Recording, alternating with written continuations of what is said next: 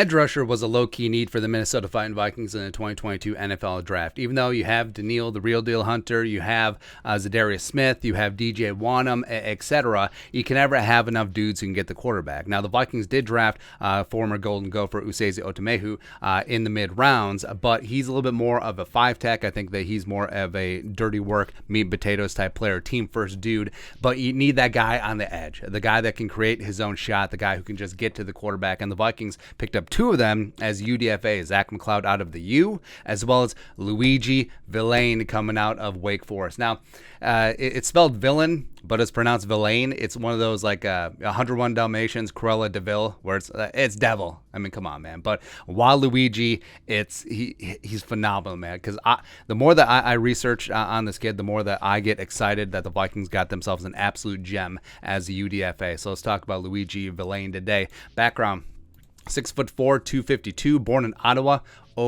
Canada. Will play well with the Vikings fans north of the border. Former 4-star recruit out of Alexandria, Virginia. Took his talents to Michigan in 2017. Never got the time of day. Only played 156 snaps over 2 seasons with the Wolverines. His combination of injuries as well as being stuck behind Rashawn Gary, Stupid Packer, Kwity Paye, F.U. Pay Me, Aiden Hutchinson, perhaps you heard of him, as well as David Ojabo. Right? So there's only so many snaps to go around, and Vilain was on the outside looking in. He grad transferred to Wake Forest in 2021, and then blew up, man. Started 12 games for the Demon Deacons, 34 tackles, 10 tackles for loss, 9 sacks, 2 forced fumbles, 34 pressures.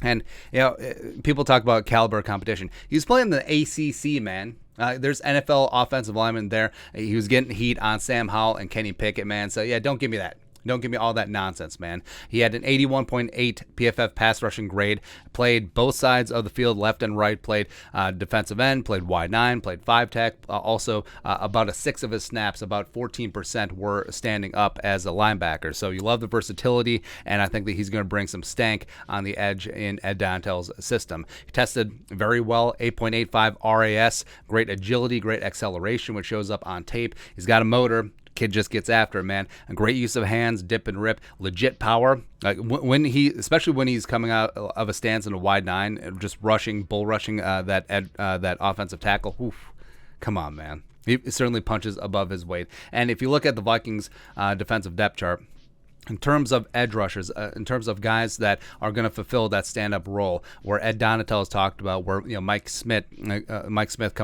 coming over from the Packers, like who's going to stand up and just be that dude? Obviously, it's going to be Zadarius. I think Daniil will have some of those snaps. He'll also be hand in the dirt guy. DJ Wanham has experience with that. Same thing with Janarius Robinson at South Carolina and Florida State, respectively. But McLeod and Vilain, man.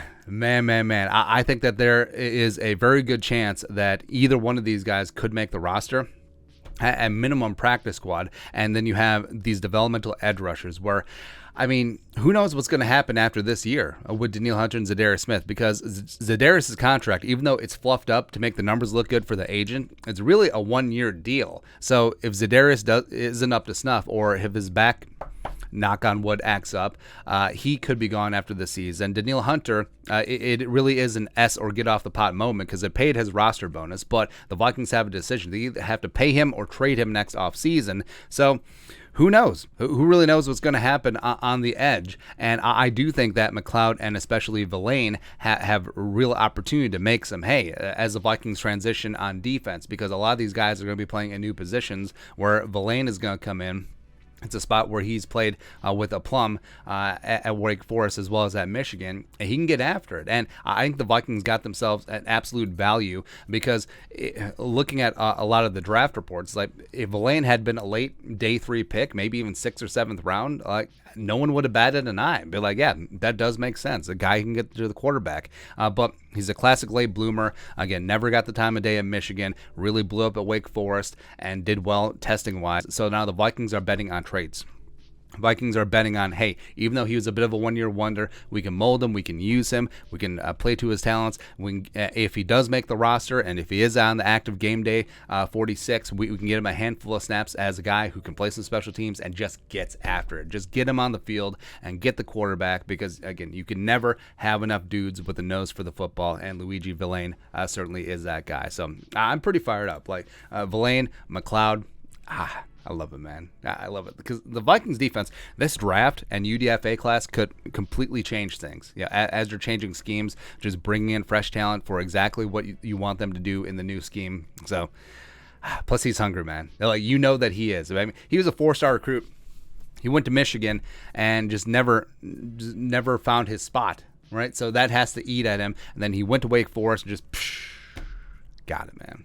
Big time chip on the shoulder. Also, being undrafted has to have that chip. So he's got multiple chips, and he can just bring it, man. I love it. I love it, man.